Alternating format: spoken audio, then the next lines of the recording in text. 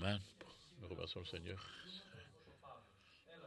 Aujourd'hui, notre frère Pavlos a la parole.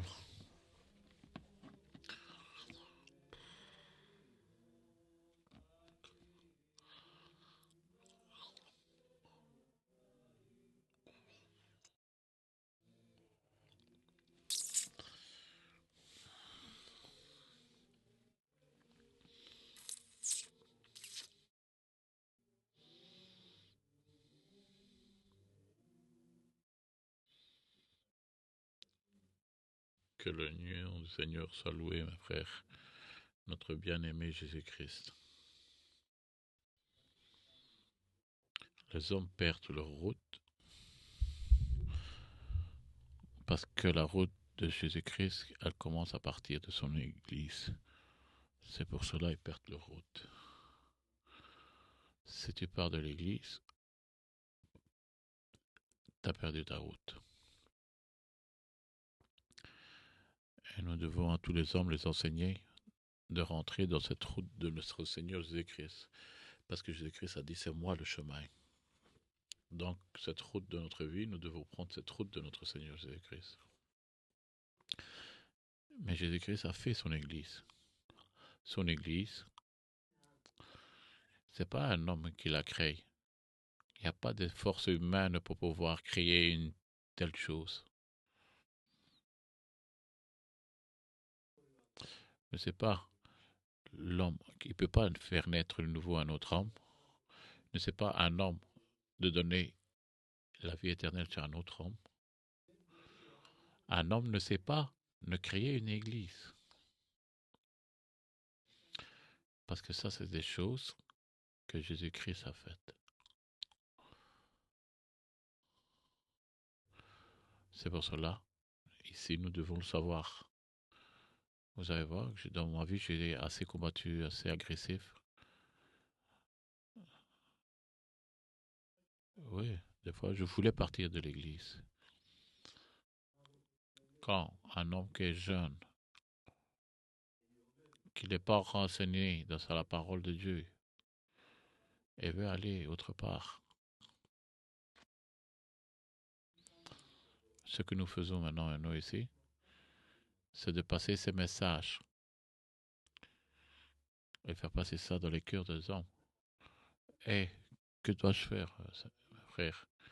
Ne laisse pas l'église. Demeure dans l'église. Fais ce que tu veux.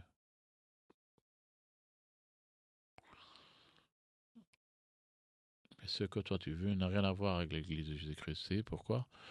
Parce que ici, Jésus-Christ marche. Quand j'étais dans les difficultés de ma vie, et le Seigneur me disait d'aller à l'église. Et je savais que Jésus-Christ était à l'église. J'étais convaincu. Il m'avait montré par des rêves. Mais là, ce qui passe, il me verra aussi. Il va me devancer. Et combien de fois qu'il va me défoncer? 1, 2, 3, 100 fois? 1000? On parle pour des jours ici. À un certain moment, il ne va pas avoir pitié de moi, il ne va pas mettre sa main sur moi. Et nous voulons que le Seigneur qui nous appuie, que sa main appuyée sur chacun d'entre nous. Quand ça se passe ça, tout va bien. L'homme est heureux, il est dans la joie, et il peut avoir de cette force et de pouvoir faire son combat et avoir de la force. Parce que le monde, comme il va à l'extérieur, c'est nous que nous sommes faibles ici. Le monde, il est fort. Nous devons venir forts, nous, comme le Paul le dit, en Christ, comme Paul le dit. Nous, on ne sait pas être fort. On n'a aucune puissance à le faire, mais en Christ, nous sommes forts. C'est pour cela, tous, on va s'asseoir ici, de pouvoir apprendre ce que le Seigneur veut nous apprendre. Aujourd'hui, nous allons lire dans l'évangile de Jean. On va lire quelques passages des vérités de la parole de Dieu. Dans le chapitre 1, Au début était la parole. Au commencement était la parole. Et la parole était avec Dieu. Et la parole était Dieu.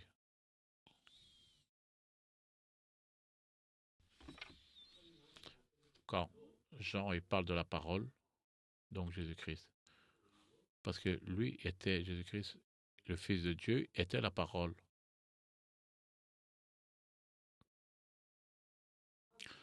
L'homme, l'homme, l'homme a la parole pour pouvoir s'entendre, d'avoir une communion avec ses collègues, avec ses confrères. Parce que l'homme, il n'est pas parfait.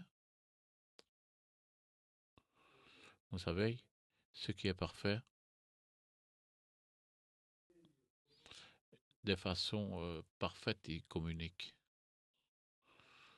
Mais l'homme a besoin de la parole. Et la parole, elle est simplement une pensée, une expression de la pensée à travers notre parole et notre langue. Ce que nous avons dans notre pensée, que notre pensée nous tracasse, qui nous critique, et ce qui désire notre pensée, là où ce qui œuvre notre... Et toutes ces choses, c'est des résultats du Saint-Esprit, de l'Esprit qui agit en nous. Parce que quand Dieu il a créé l'homme, il a soufflé un esprit de vie. Et l'homme est devenu un esprit de vie. C'est pour cela, l'esprit, il n'y a pas...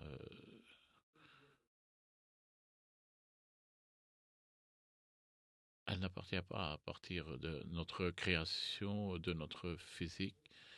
L'esprit, elle est comme tu entends le vent qui vient et qui part, tu ne sais pas d'où il vient, d'où ce qui va. Et l'esprit, elle est cette liberté totale pour l'homme que doucement, qu'il il le met tout dans une connaissance et que cette connaissance arrive à un résultat de reconnaître cette vérité. Et la vérité se connaît par la parole. Et beaucoup d'hommes, ils disent, ils se posent la question, les hommes anciens, les ancêtres, cette façon qu'on pense maintenant à l'heure actuelle. Vous savez pourquoi? C'était le résultat qui vivait de 1000 ans. Ils n'avaient pas besoin de livres. Ils avaient des livres vivants. Vous savez qu'est-ce que c'est un homme de vivre 1000 ans? C'est pour cela qu'il y avait des situations et des pensées, des paroles qui sont oubliées à l'heure actuelle. Le respect, par exemple. L'obéissance. La conscience. Ils se sont perdus le sens de chaque mot-là. Pour aujourd'hui, nous, pour aller avoir cette connaissance, on va dans les bibliothèques pour retrouver l'évangile de Jésus-Christ. On lit l'évangile de Jésus-Christ. Nous n'avons pas autre chose. Mais avant, les hommes, ils avaient Adam. Ils avaient Enoch. Il y avait tous ces hommes-là que chacun, y vivait plus ou moins 1000 ans. Et cette connaissance était ancrée en eux. On pense que c'est à ce moment-là, ils étaient instruits comme à l'université. Ils n'avaient pas besoin de pouvoir connaître l'homme, de connaître quelque chose davantage en plus, parce que toute cette connaissance de notre vie était ancrée dans leur esprit de l'homme qui, qui habitaient les uns avec les autres. Mais quand l'homme il a commencé à diminuer avec les années, Et les années ont diminué jusqu'à 100 ans, 120 ans. Après, ils sont tombés, et 70 ou 80 ans, on avait besoin de ces livres, de cette connaissance, pour pouvoir que cette connaissance puisse être donnée de génération en génération. Parce que sinon, on n'aurait pas de connaissance. Et Dieu a pourvu, à ce moment-là, d'envoyer sa parole. Jésus-Christ est la parole de Dieu. Quelle est la parole? La parole est, mes frères, en grec, il dit, il est le début de toute chose. Tout se fait par la parole. Comment nous allons faire une maison, par exemple? Par la parole. La parole, qu'est-ce qu'elle est?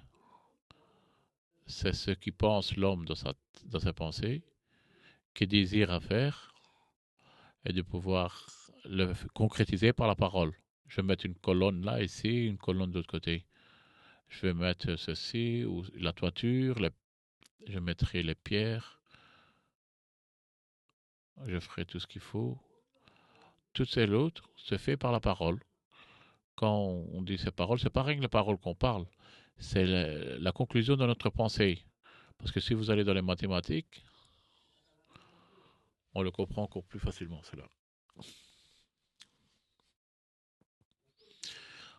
C'est pour cela, les mathématiques, elle est la parole aussi. Et tous les scientifiques, c'est pour ça qu'ils sont arrivés de commencer par les mathématiques. Il n'y a aucune science qui peut commencer sans la mathématique. Et aucune science qui peut être commentée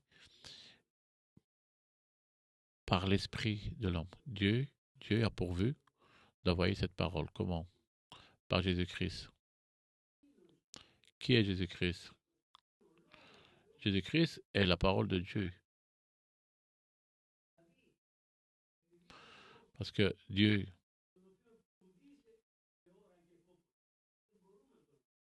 parce que nous ne savons pas avoir Dieu. Il devait arriver en relation avec l'homme à travers cette parole. Il devait avoir cette communion avec ces hommes. Et regardez, faites attention à ce qu'il a fait Jésus-Christ ici maintenant. Il a apporté la volonté de Dieu dans la vie de l'homme. Parce que les hommes étaient perdus, ils ne savaient pas. Tout ce qu'ils pensaient, ils le faisaient. Il n'y avait pas de loi non plus. Avant que cette loi qui a été donnée au peuple de Dieu, simplement au peuple d'Israël, on voit que de telle façon que toutes ces choses ont été faites dans la volonté de Dieu pour que l'homme soit sauvé. Les hommes ne savaient pas. C'est pour cela qu'ils adoraient différentes idoles. Un tuait l'autre, que les femmes n'avaient aucune valeur, et les enfants, il n'y a aucun père qui considérait leurs enfants. Et il y avait cette criminalité et de ce qui se passait entre les hommes. Maintenant, laissez tout ce qui est mauvais, cette situation-là, qu'ils avaient construit une certaine communauté, qu'ils avaient fait, ceux qui étaient forts sur les faibles. À ce moment-là, que je veux dire par là? Mes frères, Jésus-Christ, il est venu que les hommes soient tous les mêmes, égaux ils sont. Il n'y en a pas un homme qui est plus grand, plus petit que l'autre. Tous les hommes sont les mêmes. Mais les hommes, l'esclavage, maintenant pour les pays chrétiens, je parle pour les papes, pour les patriarches, qui sont ceux qui sont en Antioche, les patriarches. Faites attention, c'est les hommes qui sont le mal de cette terre. Et ils vivaient dans cette situation-là, dans l'esclavage des autres, et prêchaient Jésus-Christ. Les hommes, l'humanité, après 1800 ans, pour qu'ils soient libérés de leur esclavage des hommes. Et malgré qu'il y a eu en Amérique une, euh, une révolution qu'ils ont fait, est arrivée une stabilité parmi les hommes. Et nous voyons un autre essai par ceux qui sont forts et veulent mettre en esclavage tous les hommes. Mais Dieu a pourvu pour s'être libéré par sa parole. Et Jésus-Christ est venu à parler de la parole. Et comme on l'a dit, cette parole, la parole de Dieu, à travers Jésus-Christ, elle est la volonté de Dieu qui a été exprimée à nous, à chacun d'entre nous. Nous avons cette sainte volonté de pouvoir garder cette parole de l'Évangile, inébranlable dans notre cœur. Il faudra apprendre avant tout qui tu es. Qui tu es. Parce que la pensée à l'heure actuelle a été perdue de cette humanité. Est-ce que tu as pensé de savoir qui tu es? Qui tu es toi? Pourquoi tu existes? Quel est le but de ta vie? Pourquoi tu es venu dans ce monde? Tu sais qu'à certains moments tu partiras. Est-ce que tu te prépares pour ce voyage? Tu sais où est-ce que tu vas aller? Tu es seul sur ce monde ou tu as quelqu'un? Je ne parle pas de ton père et ta mère, parce qu'à un certain moment, ils vont te laisser. Si c'est toi qui les laisses pas, c'est eux qui te laisseront. La parole de Dieu, il est venu ici, dans les difficultés, dans les pensées difficultés, et il apporte des réponses en toutes choses. Oui, il y a quelqu'un, à partir du moment que tu sors dans la lumière de ce jour, jusque quand tu fermeras tes yeux, il sera avec toi, il sera ton bien-aimé et ton aidant. Il a un nom. Il se dit Jésus-Christ, la parole de Dieu, du Dieu vivant.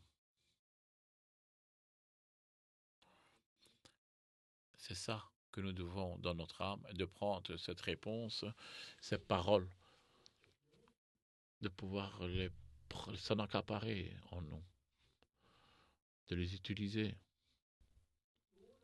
Parce que toutes ces choses ont un nom. Et ces noms, ces choses, dans toute, dans toute la connaissance de l'homme, elles s'expriment par la parole.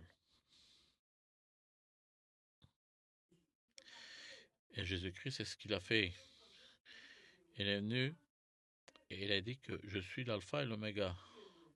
Que veut dire l'alpha et l'oméga? C'est la première et la dernière lettre de l'alphabet. Il y a toutes ces pensées dedans, qui commencent par A, B, C, D, jusqu'à la fin.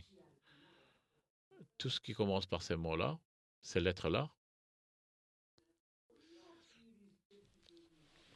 c'est la totalité pensée dans toutes les langues par rapport à leur alphabet. C'est Dieu qui a créé tout ça. Et à travers cette parole, qu'est-ce qu'elle est pour nous?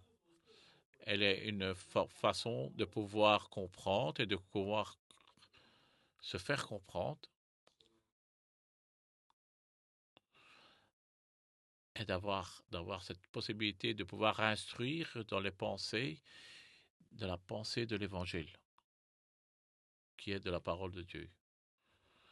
Faites attention de ce que le Seigneur nous a donné. C'est les dons que le Seigneur nous a donnés, les ministères. C'est ce qu'il a été donné à chacun d'entre nous, de pouvoir évangéliser un autre pour son salut. Donc la parole, elle est qui nous aide de pouvoir comprendre le sens de la parole, de chaque mot, et de pouvoir la distribuer en tant de connaissance aux autres. C'est-à-dire, avec d'autres mots, la parole, elle révèle, elle révèle la valeur de chaque sens dans notre vie. Si tu n'apprends pas l'évangile, tu seras illettré, pauvre, en connaissance de la volonté de Dieu. Et je le dis la plupart pour les frères. Si l'évangile ne vient pas une source vivante en connaissance de la parole de Dieu, vous serez dans une situation en tant qu'enfant, même que vous vieillissez, vous serez comme des enfants. Pourquoi, ma frère? Parce que nous parlons ici pour la volonté de Dieu. Aujourd'hui, la science, elle a tellement évolué que vous voyez que Dieu, dans certains cœurs, ils sont vraiment bas. Qu'est-ce que vous parlez de Dieu maintenant, des histoires voyez pas qu'avec l'intelligence artificielle, qu'est-ce qui se passe? C'est encore une parole en plus, une raison en plus de pouvoir glorifier Dieu. Dieu ne l'a pas dit que moi, vous êtes des dieux. L'homme, il n'avait pas compris qu'il était un petit Dieu. L'homme est un petit Dieu. Comment il a été, d'où ce qui a été créé toute chose? Quelqu'un qui lui a été donné, lui a donné. Tout seul, il les a fait. Avec l'aide de l'esprit. L'esprit que Dieu avait soufflé dans les narines de l'homme. Et ça, c'est l'esprit de Dieu. Toutes ces choses que nous voyons à l'heure actuelle, c'est Dieu qui nous les a données. De pouvoir nous montrer qu'il a toute connaissance au-dessus de toute chose.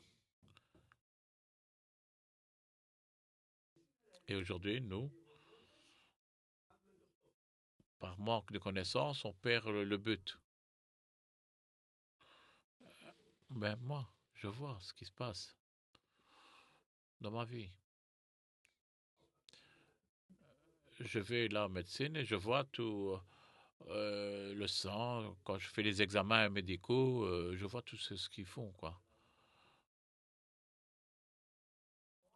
C'est l'homme qui a créé tout ça, avec l'esprit qu'il a en lui. Dans peu de temps, pensez qu'est-ce qui va se passer?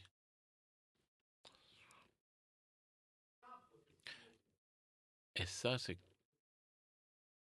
l'homme, il ne sait pas l'oublier, parce que ça s'est fait il y a un, un moment. Qu'est-ce qu'il ne sait pas oublier, l'homme?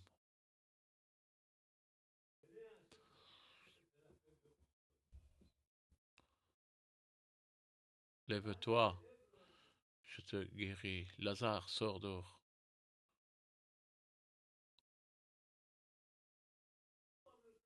Paul, il s'est trouvé à Malte par hasard, et tous les hommes, tous ceux qui étaient malades, ils étaient tous guéris par l'imposition des mains. C'est sérieux. L'autre, il dit, moi, je ne crois pas. Ne crois pas. Moi, je l'ai vécu, je le crois. Voyez que cette connaissance, c'est une expérience. Parce qu'un, il croit et l'autre, il ne croit pas. Parce que l'autre, il a attrapé de l'expérience et l'autre n'a pas d'expérience. Donc, la véritable connaissance, cette véritable connaissance, c'est l'expérience. Et la parole de Dieu est de pouvoir conclure cette connaissance. Connaissez cette vérité vous libérez. Donc, si aujourd'hui quelqu'un qui n'est pas libéré, qu'est-ce qu'il a? Pourquoi il n'est pas libéré? Parce que j'ai un manque de connaissance. Je me manque de cette vérité. Et quelqu'un qui a cette vérité, lui, il est libre. Il n'y a rien qui peut le lier. Il n'y a personne qui peut l'enfermer dans une cage. Pourquoi? Parce que celui qui est libre, même si il est en prison, il pensera comme quelqu'un qui sera libre.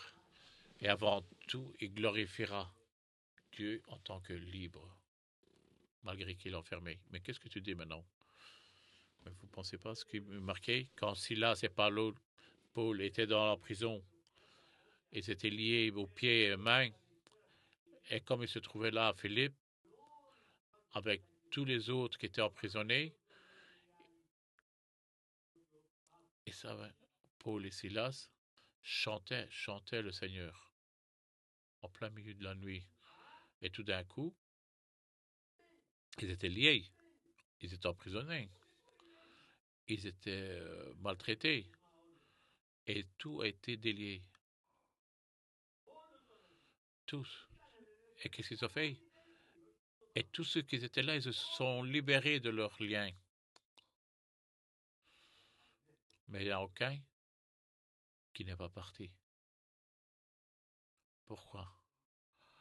Quand tu te trouves devant une vérité, tu ne sais pas t'éloigner de cette vérité. C'est la plupart des gens, à l'heure actuelle, quand ils rentrent dans l'église et quand ils voient cette chose-là de... Qu'est-ce qu'ils disent entre eux? En eux. Oh, ici, c'est tous des hommes saints. Moi, qu'est-ce que je fais? Ils sentent leur personne sale. Vous savez pourquoi? Parce qu'ils ne sont pas lavés par l'eau de la parole de Dieu. Ils ne se sentent pas libres. Ils ne se sentent pas libres de leur saleté, de leur mauvaise odeur, de leurs vêtements sales. Ils ne sont pas lavés.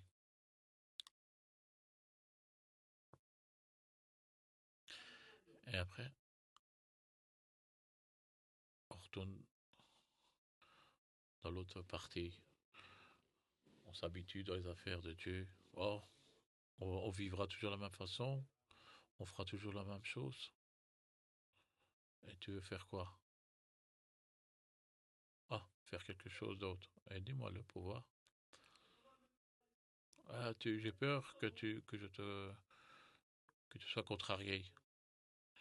Ah, je veux les oignons et l'ail de l'Égypte. Tu comprends ce qui est le problème? Notre problème, de nous tous, c'est les choses qu'on a laissées dans le monde. Et on les désire, mes frères. Il y a des choses qui se passent, des miracles. Et vous pensez à ceux du monde, ici, il y a des nourritures, du pain, il y a de toutes choses nourriture. Et toi, tu prends cette nourriture de ce monde? Ouais. Pourquoi? Parce que cela était dans ton cœur depuis des années. Et ce que l'homme qui a grandi avec ça est difficile de le de le retirer de sa vie. C'est pour ça que Jésus-Christ il est venu. Vous savez pourquoi il est venu Jésus-Christ? Pour que nous jeter tout ce que nous avions auparavant dans notre vie. Excusez-moi de vous parler ainsi. Quand je monte ici, moi, je parle de mon expérience. Je ne pense pas qu'on les a laissés. Parce que nous ne savons pas être ceux-là que nous avons été. L'Évangile nous dit ce que nous devons être. Donc, laisse toutes ces choses et laisse ce fardeau sur toi. Et regarde à ta personne, que chacun garde sa personne. Moi, je vais essayer d'être le meilleur. Je ne vais pas conseiller que toi tu deviens le meilleur, parce que ça nous a arrivé. Et des fois, ça nous martyrise dans notre vie, et on attend que les autres nous le fassent. Non, c'est moi qui dois le faire. Moi, je serai le premier à le faire. Dans mes pensées, je serai le premier dans ma critique, mais avant tout, mais dans mes œuvres aussi. L'évangile de Jésus-Christ, il est cette liberté totale de l'homme. Si nous voulons nous libérer de nos passions, et de nos expériences. Malheureusement, mais les hommes, il y a des passions dans ce corps qui ne savent pas les retirer. Ils ne savent pas les arrêter.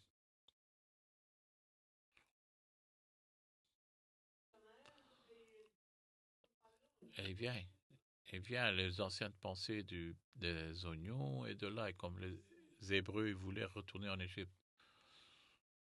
Vous savez, de revenir et de se réveiller les anciennes passions que tu avais, des sentiments que tu avais avant, tu te perdras. Tu te perdras. On se perdra. Et l'évangile de Jésus-Christ, il va t'apprendre de vaincre dans ces combats qui est contre ces sentiments de l'homme et contre dans les passions de l'homme qui est dans la mauvaise période. Et l'évangile nous parle pour des passions, pour des désirs, mais pour des sentiments qui appartiennent à ce qui est bon. C'est pour ça qu'il dit comme ça, ne vainc pas le mal par le mal, mais vainc le mal par le bien. Je vais pas choisir je vais choisir l'amour, pas les mauvaises choses. Je ne vais pas choisir ce qui est contraire à Dieu. Je vais choisir les bonnes choses. Je ne vais pas choisir l'ironie. Je choisirai le pardon. Je choisirai pas le péché, mais je choisirai le fruit du ciel. C'est ça, mes frères. C'est pas un de prédicateur qui peut te les apprendre. C'est la parole de Dieu qui te l'apprendra. Rien que Jésus-Christ qui peut te l'apprendre. Vous êtes tous des enseignants de l'esprit. Et nous, qu'est-ce qu'on fait ici? Nous faisons ce que nous devons faire.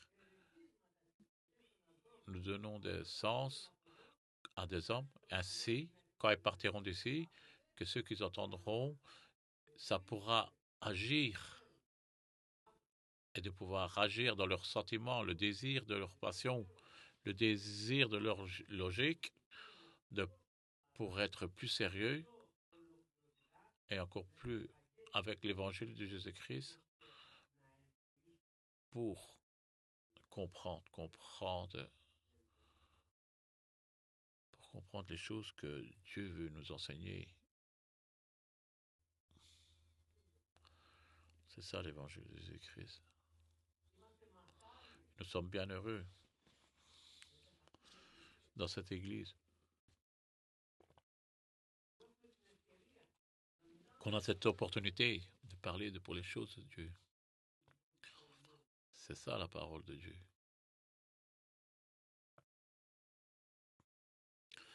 Faites attention dans l'évangile. Il dit, au début était la parole. Pourquoi?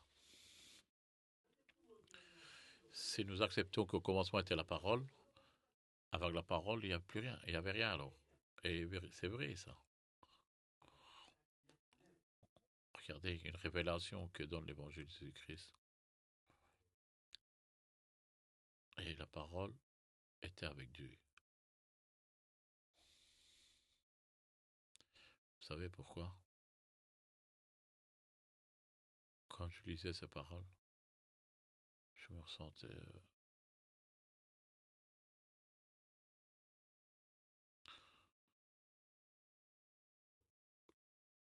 comment, de quelle façon qui peut être réalisée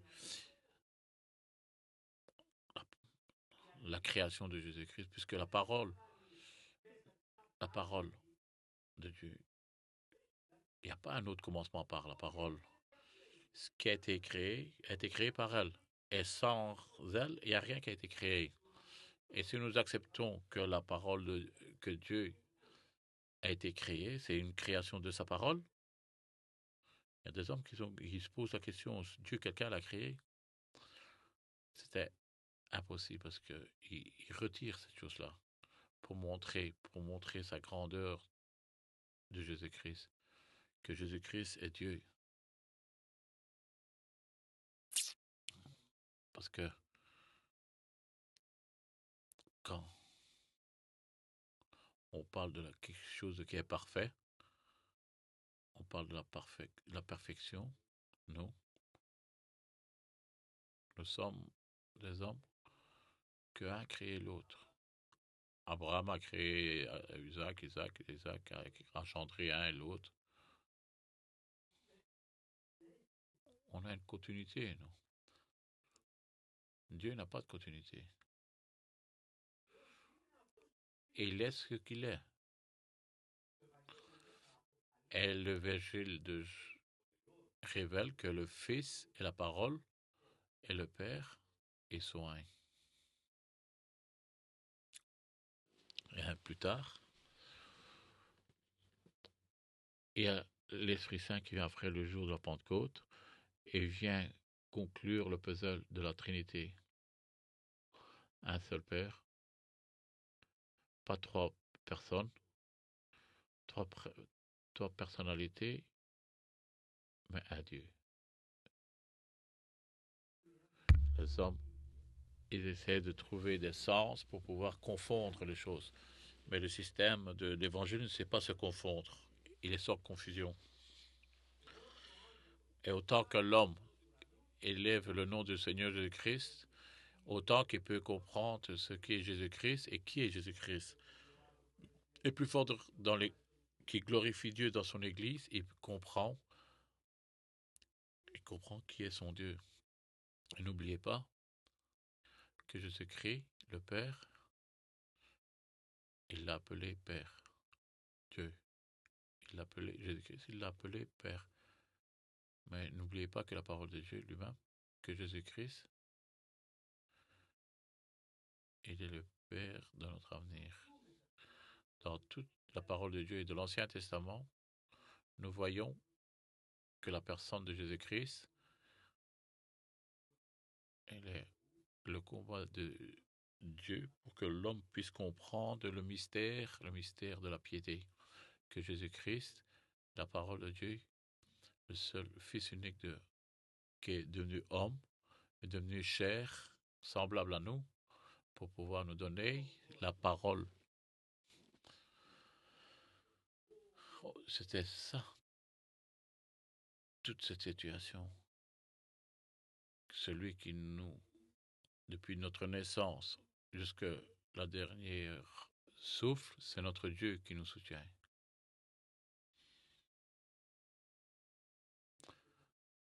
Tu comprends ce qui nous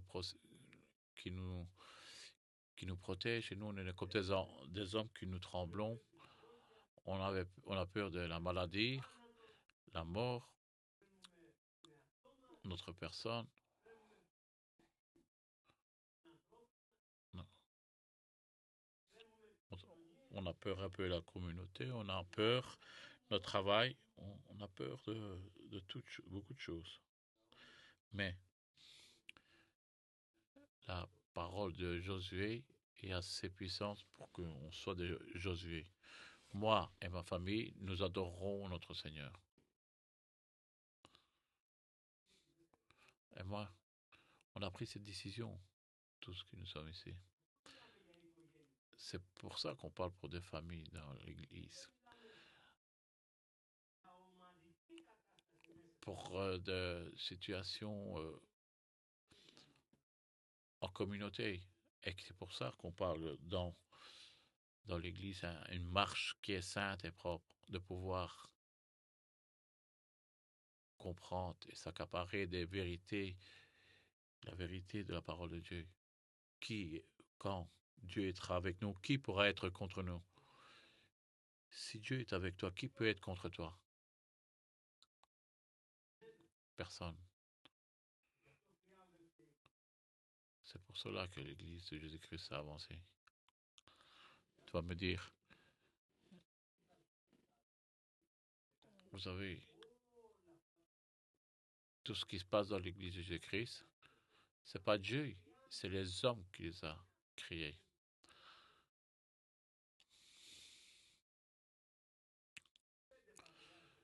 Et ça avait 5 patriarches. Un, il disait,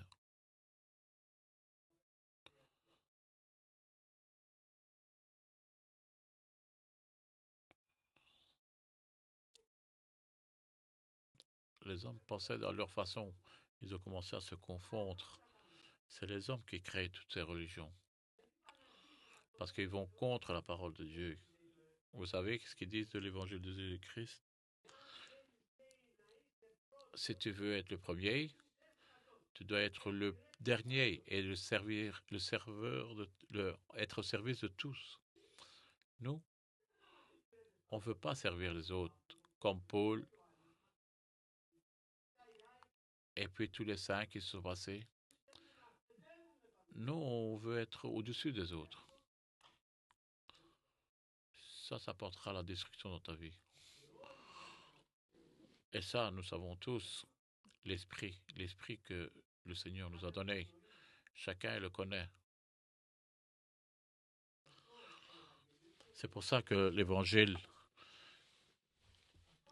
il y a certaines sécurités, des assurances.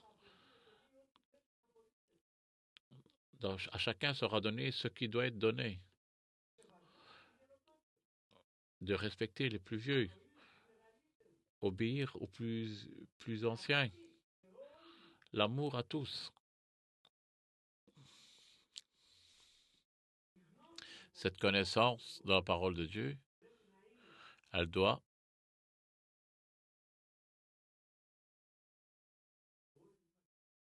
à nous tous la même chose. L'esprit doit être critique pour tous et de pouvoir le distribuer à chaque homme. À ce moment-là, qu'on aura cette fierté et de dire oui, nous avons agi selon ta volonté. Et Jésus-Christ, c'est ce qu'il a demandé. Si vous m'aimez, vous garderez mes commandements. Ça, c'est la parole de Dieu. C'est ce que dit dans Jean, dans la grande vérité de la parole de Dieu.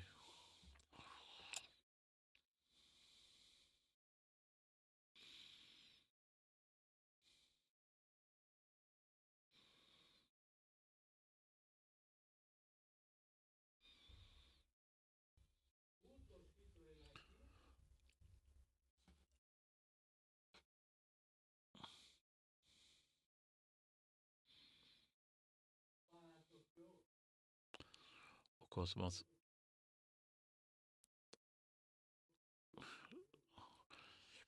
la parole était avec Dieu et la parole était Dieu.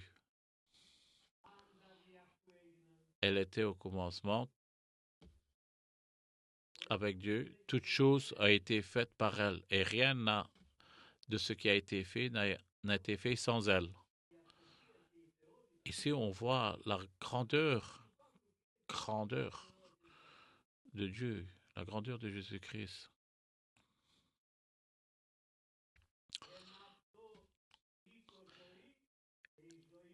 Elle était la vie, et la vie était la lumière des hommes. Sache donc que la vie charnelle, elle appartient, tu lui dois à ton père et ta mère. Mais la vie spirituelle, tu la dois à Jésus-Christ. Tu sais pourquoi? Parce que Jésus-Christ, comme l'homme né de son père et sa mère, Jésus-Christ, il a une autre façon de pouvoir faire naître un homme, de le faire naître de nouveau. Et l'homme se naît de nouveau par la parole de Dieu et par l'Esprit de Dieu, l'Esprit Saint. Cela, tout est de Dieu pour que personne n'oublie qui est son créateur et celui qui l'a fait. Quand j'ai perdu mon père, j'avais 40 ans plus ou moins.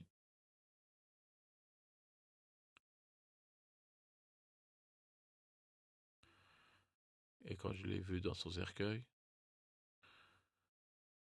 j'ai dit, je prendrai ta place maintenant, Père. Je vais prendre ta place. Après, je suis rentré et je me suis mis à genoux et je glorifiais Dieu. Père, tu m'as pris mon Père. Je te remercie d'avoir un autre Père, un grand-père, de ce que le Père, celui qui est parti. Vous savez pourquoi?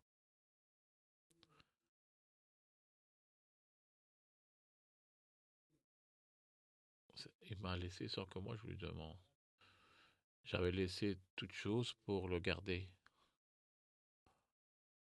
parce que j'avais perdu mon père. Et dans cette expérience, mon frère, de remercier Dieu qu'il est mon père aussi. J'ai perdu un père et j'ai trouvé le père réel. Et à ce moment-là, à partir de ce moment-là, j'ai avancé plus avec lui. C'est ce que Dieu fait. En lui était la vie était en lui et la vie était. Regardez le petit de Adriano. Il est venu dans cette lumière. Il est venu dans la vie. Et chaque enfant qui viendra, et on donnera un souhait que vous soyez tous mariés, que et c'est une grande joie d'avoir un couple. Donc la vie, nous l'avons par la grâce du Seigneur Jésus-Christ. Par la grâce du Seigneur Jésus-Christ, nous avons la vie éternelle. Et regardez ce qu'il dit ici.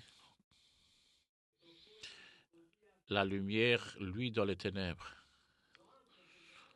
Un homme, il ne doit pas être dans l'obscurité, parce que la vie est dans la lumière. Il le dit ici. La lumière, lui, dans les ténèbres. Et les ténèbres ne l'ont point reçu. Il n'y a aucune ténèbre qui peut enchaîner ta lumière. Tu es né dans la lumière. À part le ciel, le soleil de ce ciel, tu as aussi le soleil de l'Esprit Saint. À part cette connaissance humaine, tu as la connaissance de Dieu, de la parole de Dieu. Tu es tout entier dans la lumière. C'est pour cela, Jésus-Christ, pour chacun d'entre nous, vous êtes la lumière de ce monde. Dieu ne sait pas ce qu'il dit, et c'est nous qu'on ira le rectifier. On viendra en contrariété avec les ordonnances et les connaissances que lui, il donne aux hommes, parce qu'on a dit que la parole de Dieu, et à cette particularité de l'homme, que la volonté qui a été donnée par sa parole, de pouvoir être enseigné par la parole lui-même. C'est pour ça qu'on parle les uns les autres. On dit que Jésus-Christ, il t'aime. Et l'autre, il commence à pleurer, par exemple. Et il croit en Jésus-Christ. C'est pour cela que la parole de Dieu dit, que Paul, il dit comme ça. Parce que les hommes n'ont pas connu, je n'ai pas connu Dieu à travers la sagesse. Dieu a voulu se révéler par la prédication, par la folie de la prédication. Vous savez pourquoi? Parce qu'il est Dieu et il fait ce qu'il veut. Il n'y a personne qui peut l'empêcher. Et l'homme, il vient et il prêche. Et il vient brûler toute chose. Et il donne son cœur à Christ. Et nous, on va dire qu'est-ce qui se passe avec une prédication. Mais c'est ce qui s'est passé dans ta vie. Toi, tu vis cette grande chose et que tu l'as vécue. Comment tu négliges le sens qui peut être donné à ton confrère? Et là, on peut comprendre si nous sommes en manque d'amour. y a beaucoup de choses dans l'Évangile qui nous dit, et la lumière lui dans les ténèbres, qu'on soit une lumière dans ce monde ici que nous vivons. Et les ténèbres ne l'ont point reçu.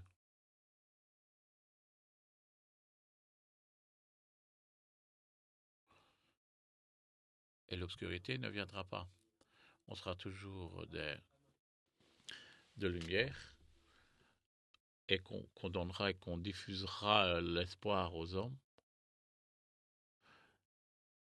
Et on sera toujours là pour aider ceux qui sont plus faibles. On sera toujours là pour servir les plus petits.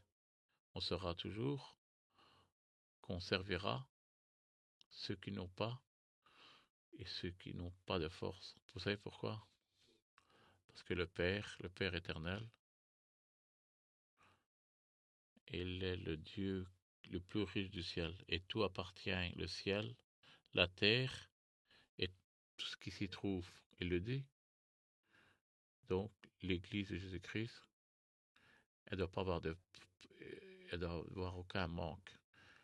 Mais elle a une abondance tellement grande qu'on peut le distribuer à tous ceux, à tout ce peuple, à toute cette population de ce monde, et que et de donner à autant d'autres, de les enrichir de toutes choses spirituelles. Parce que Dieu, notre Dieu, il est, il est, il est tellement beau en miséricorde. Donc, n'avançons pas avec notre cœur dans la route de notre Jésus-Christ, mais mettons le cœur de Jésus-Christ, comme Paul, et de dire, oui, c'est plus moi qui vis, c'est Jésus-Christ qui vit en moi. Que Dieu vous bénisse.